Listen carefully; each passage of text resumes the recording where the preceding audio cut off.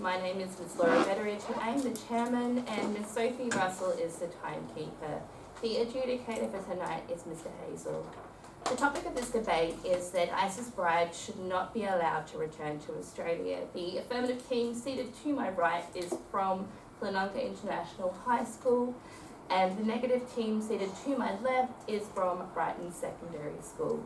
The speaking time for this debate is 6 minutes. A single warning bell will sound 1 minute before the speaking time. And a double bell will sound at the speaking time. A continuous bell may be rung 30 seconds after the speaking time, in which case the speaker must sit down immediately. Please make sure that your mobile phones and other electronic devices are switched off. I declare this debate open and call upon the first affirmative speaker, Bruce Cho.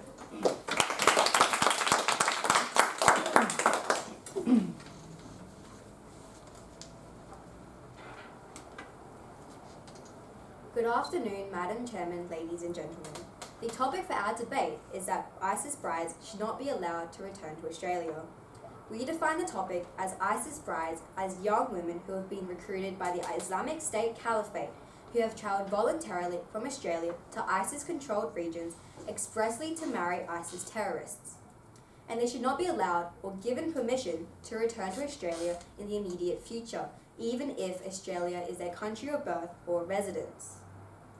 We, the affirmative team, indisputably believe that this statement is true. Today's first speaker, I shall be speaking to you about how these Australian women, these ISIS brides, have committed treason, as well as how rehabilitation for these women would be unlikely to be successful.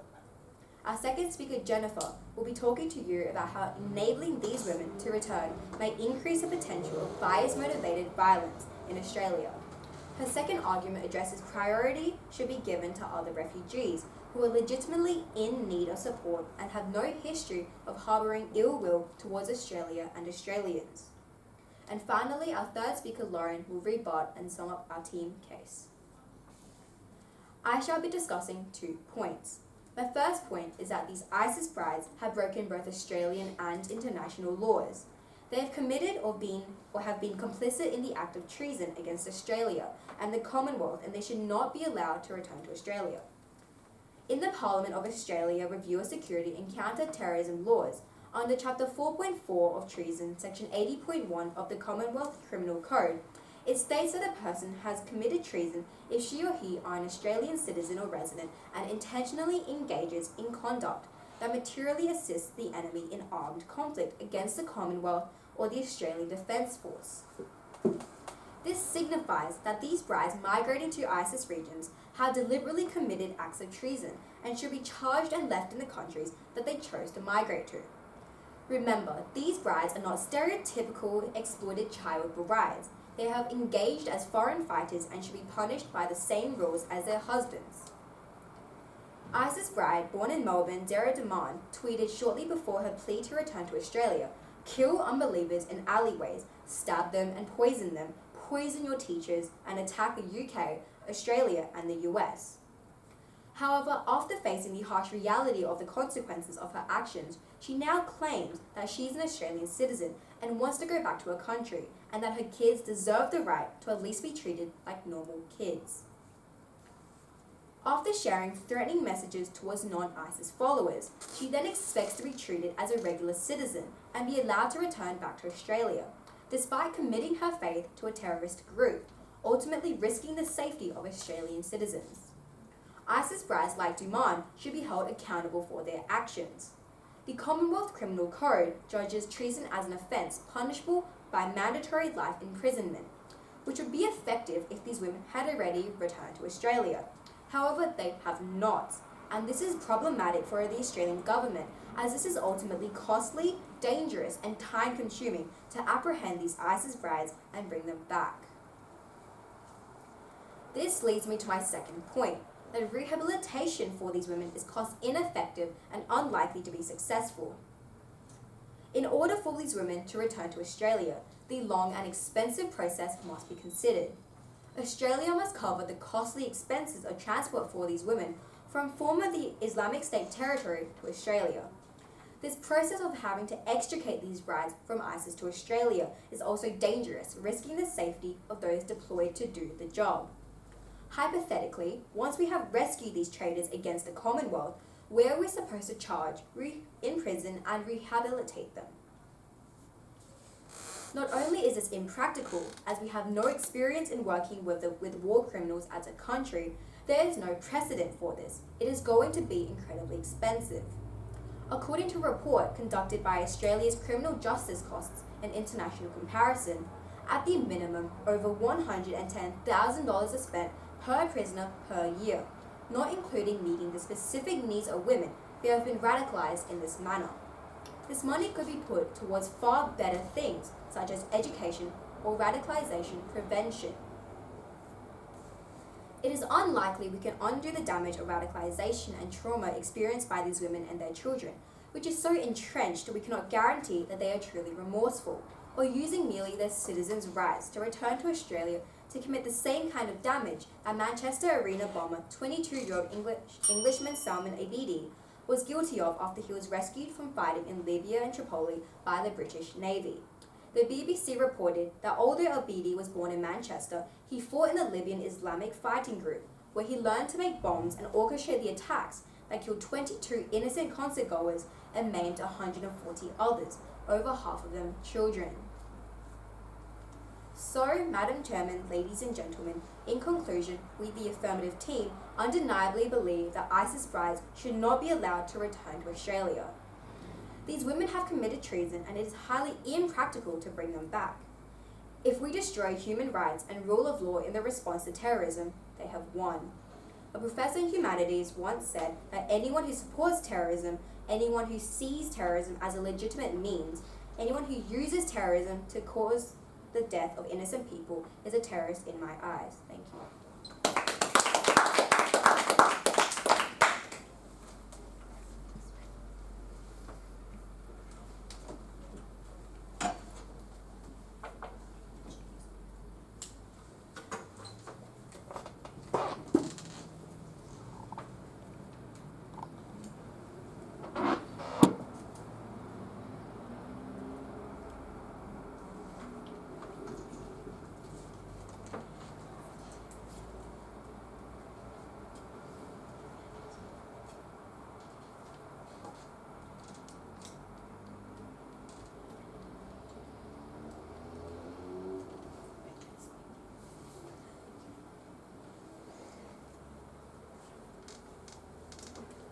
I now call upon the first negative speaker, Mina Johansson.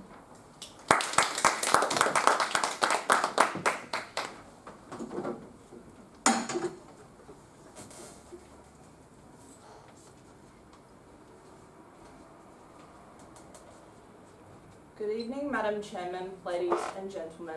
The topic for our debate is that ISIS brides should not be allowed to return to Australia. We agree with the definition given by the negative team. However, we define return to Australia as these women being allowed to travel back to Australia where they will be tried and entered into de-radicalising programs. We, the negative team, believe that this statement is false. The first affirmative speaker has stated that the brides have committed treason. Yes, they have committed treason, but that is still our problem since they are our citizen.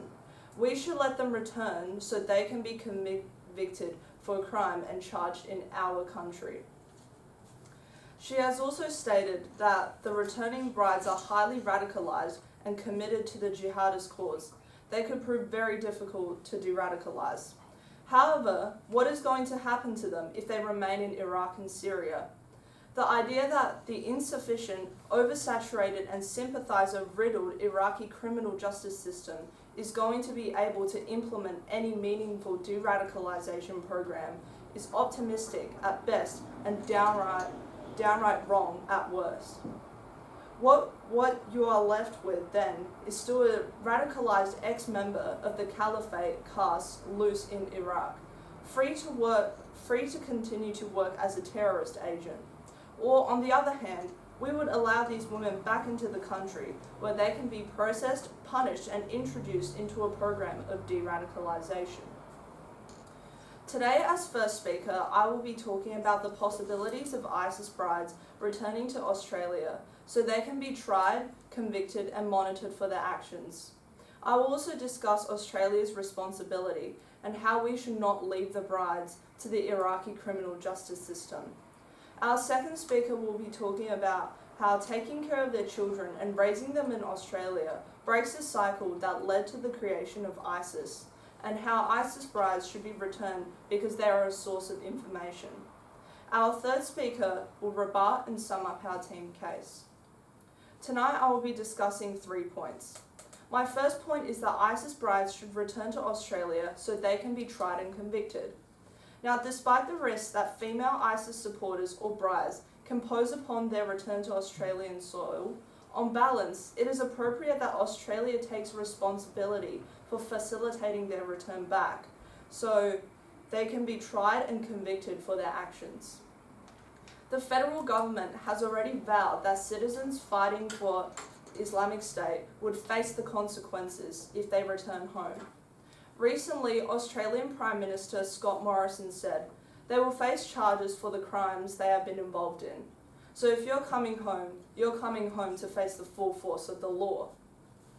We, Australia, have a responsibility to try them under the Australian law to avoid them sparking resurgence of Islamic State in the Middle East. If ISIS brides have stated that they are an Australian citizen, it is sensible for them to be tried under the Australian law. This poses no threats towards Australians, as they will not be released back into society unless if they had served time and had been rehabilitated.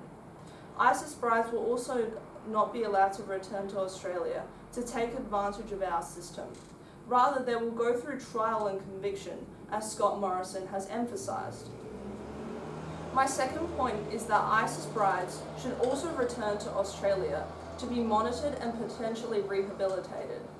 A current case of an ISIS bride is Zainab Sharif. She was married to jihadi fighter Muhammad Elamar and was reported that she had been repatriated to Australia on June 24, 2019. Prime Minister Scott Morrison stated that the Australian authorities will consider the welfare and support needed to monitor and rehabilitate the mother as well as her children. According to Drugan, evidence has shown that people who have become violent extremists and heavily involved in global conflicts can be rehabilitated. There are existing facilities in New South Wales and Victoria that are run by correctional services to reintegrate people of violent extremism. This case proves that Australia is capable of bringing ISIS brides back and can provide them with moral rehabilitation. My final point is that Australia should take responsibility for the ISIS brides and not leaving it up to the struggling and overwhelmed Iraqi criminal justice system. The judicial system is overstretched and inadequate, which leaves most of the cases to be solved in an unreasonable manner. The government is currently stuck in a complex situation.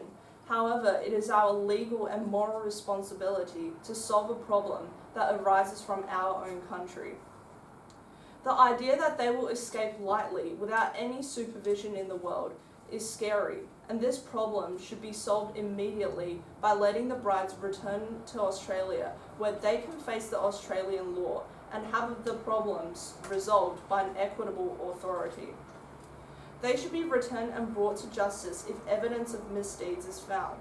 If they return to Australia, they're placed in a legal system where they cannot continue any acts of radicalism. We as a country need to take responsibility for our citizens and the problems they caused. It is better to let them return here and be punished with consequences instead of leaving them in a corrupted justice system in a third world country. Australia needs to move beyond domestic politics and prioritise what is in the country's best interest, and our interests are best served when we're dealing with our own problems. So, Madam Chairman, ladies and gentlemen, we believe the only effective method to stop radicalism is to let ISIS brides return to the country where they originate from and have them convicted for their actions. Thank you.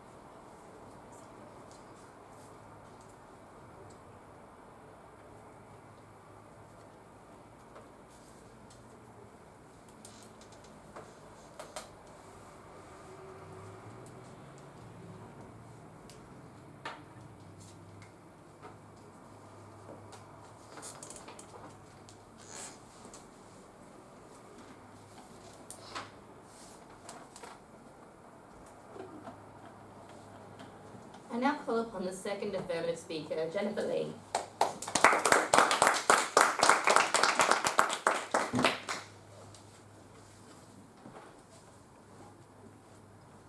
Good evening, Madam Chairman, ladies and gentlemen. Tonight, the topic for our debate is that the ISIS brides should not be allowed to return to Australia. We, the affirmative team, believe this statement to be unequivocally true. Before I begin with my arguments, however, I would like to take a moment to address a few of the flaws in the opposition's arguments. The first negative speaker has stated that by not letting these ISIS brides return to Australia, we are burdening Iraq and Syria. However, this does not mean that we need to hold ourselves responsible and take it upon ourselves to help these women. These women may be Australian by citizenship, but they do not share Australia's values. Thus, it is idealistic to bring these women back simply because politics has never been about acting nice. Furthermore, Sydney criminal lawyer states, while you're overseas, whether you have broken a local law inadvertently or you have committed a serious offence, you may be prosecuted in that country and under their legal system. Australia is not obligated to take these women back because the law wasn't committed here. She also mentions that ISIS brides should return to be tried and convicted in Australia. However, what she didn't consider was the economic cost of this. As Cruz, our first speaker, has emphasised, at the minimum, $110,000 are spent per prisoner each year, and this does not include the rehabilitation costs that the first negative speaker mentioned. I will continue to explain in my second argument what this money could and must go to, and how Australia simply cannot afford this. Our first speaker, Cruz, has already highlighted that these women have committed treason, and thus they deserve to pay the consequences for their illegal actions, which should include the deprivation of their Australian citizenship. Her second point outlined how Australia should not be made to pay the significant economic costs of these women who have willingly harmed us. Today, I will be discussing how the return of the ISIS brides may cause instability and havoc in Australia through increased potential of bias-motivated crime, and how priority should go to refugees that have legitimate and urgent reasons to come to Australia. Now to my first point. I'd like to begin by acknowledging that we completely understand. Hearing opinions that state that there is an uncanny relationship between refugees and terrorism, that's blatantly agitating, but that is not at all what we're saying. The vast majority of refugees have no intention of terrorizing. However, these ISIS brides are not part of this majority, and here is why. The general dynamics of asymmetric conflicts writes that two factors constitute terrorism. The first is intentions, and the second, capability. Intentions. A dangerously widespread misconception exists that ISIS brides lacked these. However, one of many examples that proves otherwise is Hoda Muthana. She tweeted a picture of her and 4 other ISIS brides, each holding guns, captioned with, US and Australia, how does it feel that all 5 of us were born and raised on your lands and are now here thirsty for your blood? Furthermore, Lydia Khalil, who served as a political advisor for the US Department of Defense in Iraq, stated that ISIS was extremely progressive when it came to the role of its own women, who served as police, intelligence operatives, plotters, and as combat fighters and suicide bombers. Put simply, with intentions and capabilities, these women are dangerous. They have clearly established what they can and that they are willing to do through the various acts that they have already committed, and rewarding them with a place here in Australia will only cause havoc and instability. Now to my second point, that considering the countless refugees and asylum seekers that have legitimate reasons to seek refuge in Australia, prioritising ISIS brides is simply immoral. Due to the funding cut for asylum seeker support by 60% from 2018 to 2020, according to the Refugee Council, alongside the exponentially increasing number of individuals who are seeking asylum in Australia, refugees and asylum seekers are subjected to circumstances that, according to the UN Refugee Agency, significantly impair their mental health and their general well-being. 30,000 asylum seekers wake up to this on the daily, as mentioned by the Australian government. 30,000. And the worst part is that the vast majority of these people are fleeing from violence, war, hunger, extreme poverty, or the consequences of climate change and other natural disasters, as stated by Amnesty International. Conversely, the stories of these ISIS brides, according to Azadeh Moaveni, a gender analyst who specialises in Islamic insurgencies at the International Crisis Centre, states that, I think brides suggest that their only relationship to this insurgent movement or this militant group was a civilian spouse. But they joined up as members. They were voluntary recruits because they believed in the ideology and the politics of this organisation. Put frankly, this is a matter of scarcity, that society has unlimited wants but limited resources. Sure, if we had the resources, maybe we could help these ISIS brides. But considering the fact that time, government attention and money, they're all scarce and they're barely enough to support current legitimate asylum seekers who harbour no threat to us. It is immoral and unethical as well as impractical and potentially dangerous to let these women return to Australia. They had intentions of supporting the organisation, and yet we consider aiding them at the cost of those who were genuinely endangered. So, Madam Chairman, ladies and gentlemen, the return of these ISIS brides will cause instability in Australia and would be cutting the resources that are already insufficient for desperate legitimate asylum seekers. It would be aiding those who willingly left a safe haven in Australia to flee to the war-torn Islamic State at the cost of those who, as Warzen Shire, a Kenya-born poet who writes about war and cultural assumptions, stated, put their children in a boat because the water was safer than the land. These ISIS brides were complicit in making that land unsafe. They shall not find safety here. Thank you.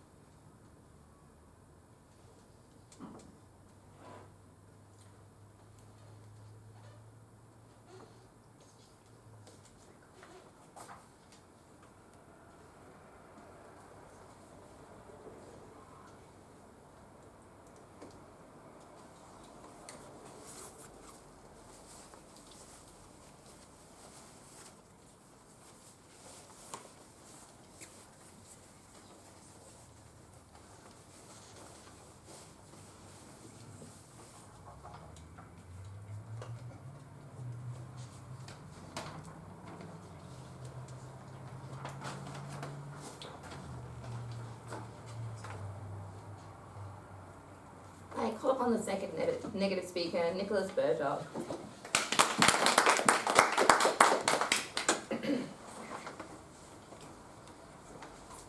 Good evening, ladies and gentlemen, Madam Chairman. The topic for tonight's debate is that ISIS brides should not be allowed to return to Australia. We, the negative team, strongly believe this to be false. The first affirmative speaker has tried to tell you that ISIS brides have committed crimes and therefore should not be allowed to enter Australia. While they have committed crimes, surely trying them and jailing them within Australia sets a precedent that shows other Australians the consequences of these brides' actions, and that can prevent other Australians from joining ISIS's cause. Also, by returning Australian brides and their children to Australia, we can keep the brides' children in a safe environment, preventing them from joining the terrorist groups in the Middle East and eliminating future terrorist generations. The second affirmative speaker has tried to tell you that priority should be given to legitimate refugees. However, ISIS's brides can provide incredibly valuable information to combat global terrorism, from propaganda's influence to the influential members of ISIS. These brides can provide very rare, vital information for counter-terrorism. Refugees are already within Australia's asylum seeker system, and thus ISIS brides and these asylum seekers are in quite different incomparable situations. Our first speaker spoke to you about how they can be tried and convicted in Australia, how they can be monitored by the Australian government, and how we should take responsibility for the ISIS brides and not leave it up to Middle Eastern authorities. Today, I will speak to you about how bringing the ISIS brides home prevents a future generation of Islamic State fighters, how ISIS brides can be a valuable information source, and how bringing the ISIS brides home can set a precedent to prevent others from joining Islamic State. Our third speaker will rebut and sum up our team case. Firstly, by bringing ISIS brides home from the encampments in the Middle East, they often bring their children with them.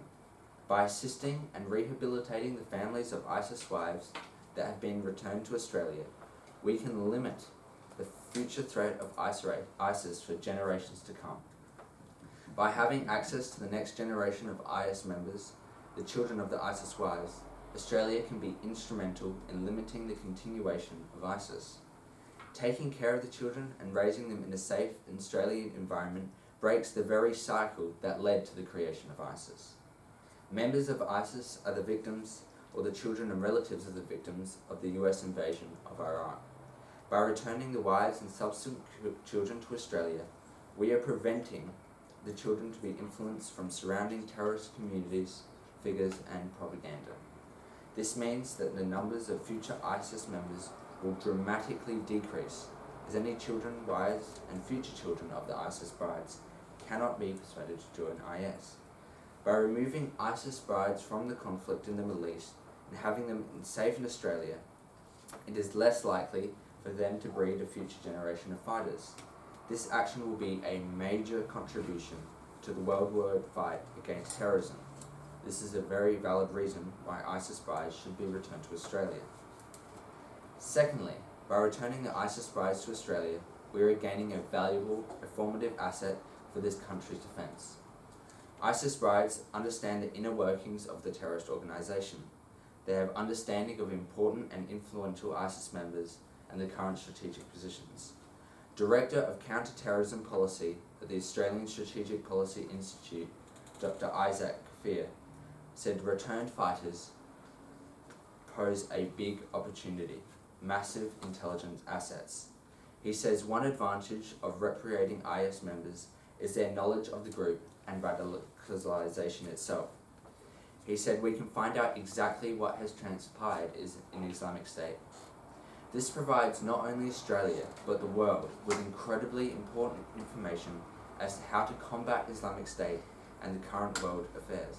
He said we can also understand the grooming process that led to individuals to join. He said that it could help prevent future Australians getting involved in the conflict.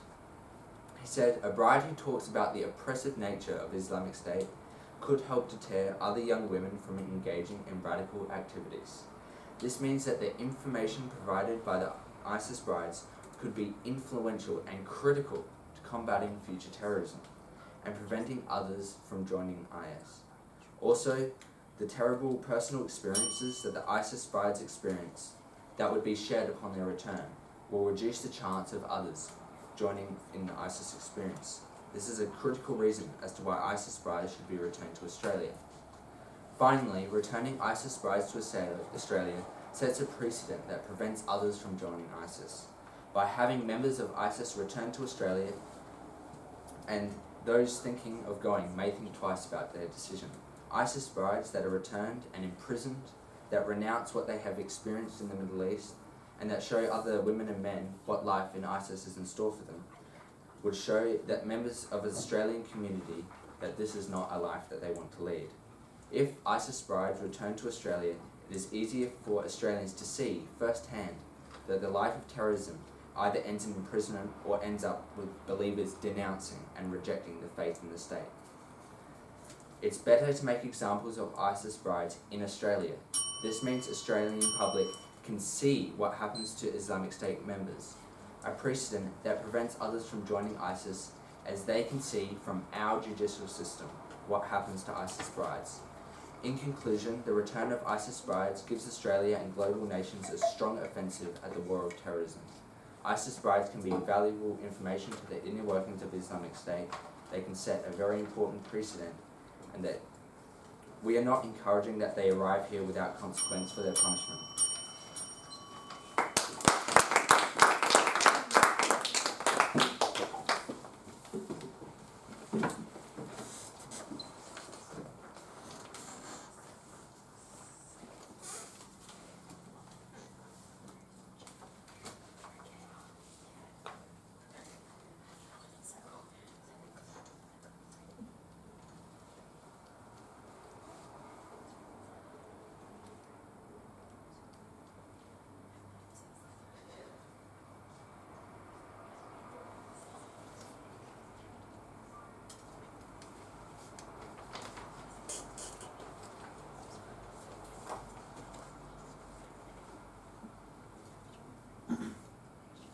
Madam Chairman?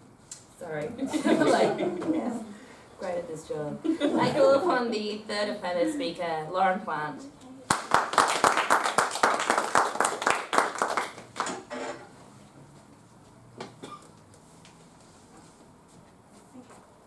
Good evening, Madam Chairman, ladies and gentlemen.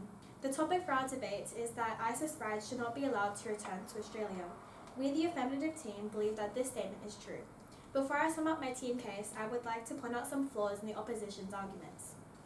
The first negative speaker stated that these women should return to be trialled and charged for their punishments. However, using a quote by the Prime Minister, Australian officials, including the Prime Minister, have stated they could not facilitate the safe passage of people out of the conflict zone. She stated that there are no threats towards Australians, but this quote doesn't prove that, if rehabilitated. The first negative speaker stated that they should be returned and rehabilitated because they feel remorseful and should be held accountable for their actions. As stated by Cruz, this is not cheap or easy. If Islamic State had been successful, would they still be wanting this compassion and sympathy? Their intentions had been made clear, and they simply are not a priority. The second speaker stated that returning ISIS brides will set an example. This only demonstrates that it doesn't matter if you pledge an oath to kill non-believers, we will still put ourselves at risk to let you come home. The second negative speaker also stated the children should be allowed to return. Though we agree that these children may deserve a chance here in Australia, we do not agree with the statement that their mother should return. Yes, splitting families may be inherently damaging, but having their primary caretakers be the women who recklessly fled to the Islamic State is an unhealthy environment that will not help the children get the most out of their future. According to Professor Louise Newman, one of Australia's leading experts on the impact of trauma on children, stated, Australia is not ready for or equipped to handle the significant trauma to which children of terrorists have often been exposed. The conditions that these children have been raised in need to be considered. They have witnessed violence, acts of atrocity. Some children may have been direct eyewitnesses or involved in these behaviours. There are images released of children holding severed heads and guns. The children and their mental well-being is a priority, and Australia cannot properly treat them. The second speaker also stated they could be a possible source. There is very little evidence regarding the ISIS brides and the amount of Australians, and we don't know if we can fully trust their words. We shouldn't be putting Australians at risk just because of the chance that they could give us some possibly true information. Our first speaker, Cruz, emphasised that these brides aren't the typical bride you would imagine, and are actually critical to the jihadist enterprise. The brides have engaged as foreign fighters and should be punished as the same as their male counterparts. Her second point questioned the ISIS bride's ability to change faith so quickly. She referenced a tweet by Zara Duman, calling on people to kill non-believing Australians. Women's role in ISIS when not in battle is recruitment, which Zara Duman would have been involved in for the past 5 years. The government's resources regarding this also needs to be considered. As highlighted by Cruz, it is ultimately costly, time-consuming, and would involve putting our own Australians at risk. Our second speaker, Jennifer, discussed the risk of instability and havoc in Australia, and the potential of an increase in crime and violence. She also acknowledged the relationship between terrorism and refugees, and the stereotypes following refugee behaviour once integrated. However, the ISIS brides are not a part of this oppressed and stereotyped majority. Her second point stated how prioritising ISIS brides is simply immoral, and the amount of funding and how this is decreasing. It should instead be going to those who fled from war instead of those who wanted to start it. So, Madam Chairman, ladies and gentlemen, in conclusion, our team strongly believes that ISIS brides should not be allowed to return to Australia. As our team has already discussed, at the moment we cannot allow them to return just because they want to. This is simply unrealistic and naive. We must consider how this will impact the safety of Australian citizens, the resources for more deserving war-fled refugees, and really question the bride's ability to change. The Australian Oath of Allegiance states, "From this time forward, I pledge my loyalty to Australia, whose democratic beliefs I share, whose rights and liberties I respect, and whose laws I will uphold and obey." They have broken these laws and the oath, and put Australia at risk, and do not deserve our resources. Thank you.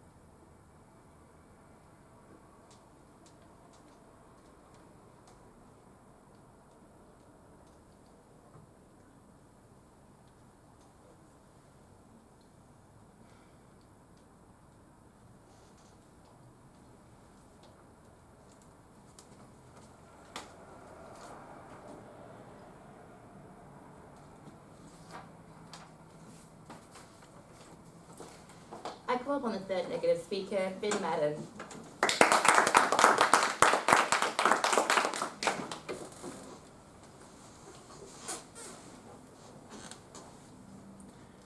Good afternoon, Madam Chairman, ladies and gentlemen. The topic for our debate is that ISIS brides should not be allowed to return to Australia. We, the negative team, believe this statement to be false. The first affirmative speaker has tried to tell you that these women have committed treason. However, doesn't this reinforce the fact that they should be allowed back into Australia and tried here, as is our responsibility as a nation? If they have committed such crimes, then let's ensure that they atone for those crimes by having them tried and punished here in Australian courts under Australian law. The first affirmative speaker has also tried to tell you that the cost of the return of these women would be too great. However, according to ABC News, the Australian government has strong policies around being able to support the return and disengagement of extremists. Acknowledging the importance of community-based support is absolutely vital. Yes, of course there may be risks, but the complexities of the human experience are varied. Is this a reason to give up altogether? If we leave these women stranded in places like Syria and Iraq, they may actually never be punished or see the consequences of their actions, and are free to continue spreading ISIS's rhetoric and hate. The first affirmative speaker has also tried to tell you that many ISIS brides fought as frontline soldiers for ISIS, and that this constitutes treason. However, while it is true that a few well-known and well-publicised ISIS brides did act as frontline soldiers for ISIS, these women are very much the exception, not the rule. According to both first-hand testimony from many ISIS brides, as well as numerous reputable news sources such as Sky News and France 24, the vast majority of ISIS brides did not participate in the fighting.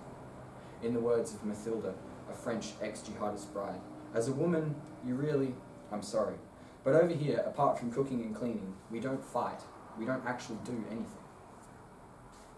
In reality, many of these women were lured in by predatory social media recruitment programs designed to appeal to the lost and vulnerable youth of society, and filled to the brim with deception and false promises of a utopian state. The sort of ISIS propaganda targeted at recruiting these brides relies primarily on careful grooming and push factors, or attempts to drive women away from their homes in the West, preying on loneliness and alienation. It is propaganda designed to appeal to people who feel like outsiders in their own homes. Outliers aside, these women are not crazed fighters of the jihad, but vulnerable members of society, lured from their homes by clever manipulators to a hell on earth, and whom, upon realizing the reality of the situation, wish to escape. The second affirmative speaker has tried to tell you that priority should be given to legitimate refugees. However, returning ISIS brides to Australia isn't about accepting them into the country, as it is with refugees. It is about justice and responsibility. The idea that they shouldn't be prosecuted because the cost of resources is too high makes a mockery of Australia's criminal justice system. And think, it never seems to be an issue when the Australian government desperately tries to extradite other Australian citizens arrested for crimes such as drug dealing. The second affirmative speaker has also tried to tell you that the government has no legal obligation to help these women. However, this is not about legal obligations. This is about responsibility and taking responsibility. These are Australian citizens, our citizens. To take every opportunity to cut them off and dry our hands of them does not solve anything. These women will still be radicalised and free in Iraq and Syria. Instead, it would be the height of laziness, hypocrisy, and everything that Australia claims to stand against. The third affirmative speaker has tried to tell you that they do not deserve our resources. However, we, as a country, have a moral responsibility for our citizens. Think about it. When an Australian does something excellent, the country is all too willing to take responsibility for their actions and reap the rewards. We would be hypocrites if we did not extend this logic to when our citizens do something bad. All three speakers have tried to tell you that the brides are a risk in Australia. However, it is ridiculous to suggest that the government wouldn't take the necessary precautions related to the screening and handling of these women. In fact, the Australian government has explicitly stated that any ISIS brides returning from the Caliphate would face the consequences should they return home. The idea that they would be allowed to go free into society, able to potentially commit an act of terror at will, is a fear-mongering fantasy. Our first speaker spoke to you about how ISIS brides should be returned to Australia so they can be tried and convicted here instead of risking them getting off unreprimanded for their crimes. She also said that ISIS brides should be returned to Australia so they can be monitored and potentially rehabilitated. Finally, she made the valid point that we as a nation should take responsibility for our citizens that became ISIS brides, instead of leaving them to be processed by the overburdened Iraqi criminal justice system. Our second speaker spoke to you about how taking care of the children of ISIS brides and raising them in Australia breaks the cycle that led to the creation of ISIS. He also drew attention to how returning ISIS brides would be an invaluable treasure trove of useful intelligence on ISIS. Finally, he presented his argument that an example could be made of returning ISIS brides. So, Madam Chairman, ladies and gentlemen, in conclusion, we, the affirmative team, still firmly disagree with the statement that ISIS brides should not be allowed to return to Australia. We need to take responsibility for the actions of our citizens, not cast them aside to be dealt with by other countries. And so I ask you, the audience, what would you rather? Would you rather risk these women slipping through the cracks of the struggling and overburdened Iraqi legal justice system, potentially never having to face the consequences of their actions? Or would you rather these women be brought to face justice and